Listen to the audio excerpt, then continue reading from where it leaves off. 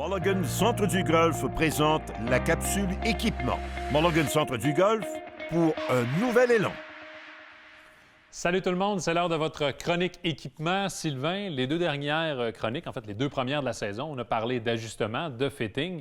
Là, on tombe vraiment dans les nouveautés 2020. On va comparer plusieurs modèles. On commence avec les boîtes de départ cette semaine.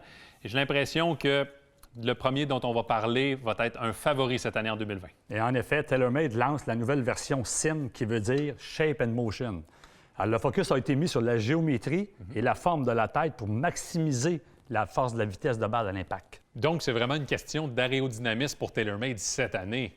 Je trouve qu'ils ont fait du beau travail pour pas que ça paraisse, surtout quand on dépose le bâton au sol. Écoute, tu as raison, c'est sous la semelle qu'il y a le générateur d'inertie. C'est une forme convexe qui est placée avec un axe de 20 degrés pour s'agencer avec l'angle de votre élan.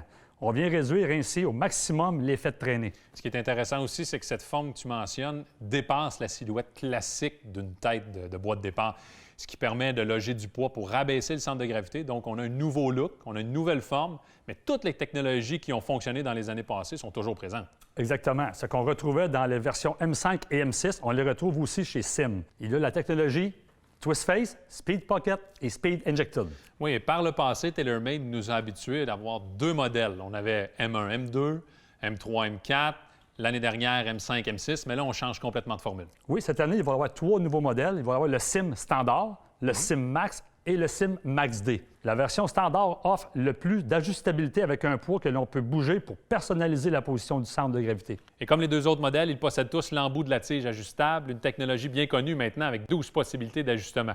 Les deux autres versions, Sylvain, sont plus permissives. La version Max est la plus permissive et la version Max D possède un poids interne dans le talon pour diminuer les crochets extérieurs. Donc, TaylorMade s'adapte pour mieux répondre à la demande. On se déplace du côté de shaping maintenant. On a également trois modèles. La série G410, c'est sur sa deuxième année d'un cycle de 2 ans.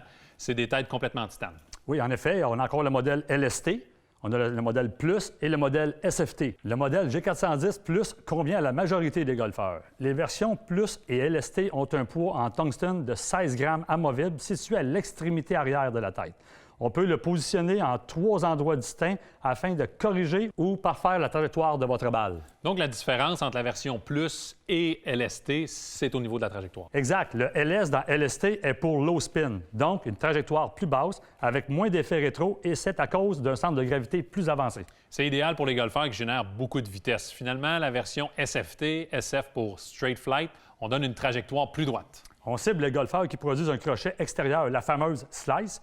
Il n'y a pas de poids amovible, il est fixé dans le talon justement pour redresser les trajectoires. Pour terminer, on a actualisé l'embout ajustable de la tige avec ces 3 versions. On offre maintenant 8 différentes positions de plus 1,5 degré à moins 1,5 degré. L'objectif est d'optimiser la trajectoire de votre balle. On termine du côté de Srixon avec les boîtes de départ Z785 et 585, un produit qui est à sa deuxième année sur un cycle de 2 ans. Bien, il n'y a rien de compliqué de ce côté-là. Deux modèles de 460cc, mais la version 785 est plus profilée et produit des trajectoires plus basses. Les deux ont une face en titane qui est soudée au-delà de la surface de frappe. On a aussi une couronne en carbone qui permet d'alléger la structure et d'abaisser le centre de gravité. Merci Sylvain pour ces informations. La semaine prochaine, on est toujours du côté des boîtes de départ, mais on s'attaque aux 3C, Callaway, Cleveland et Cobra.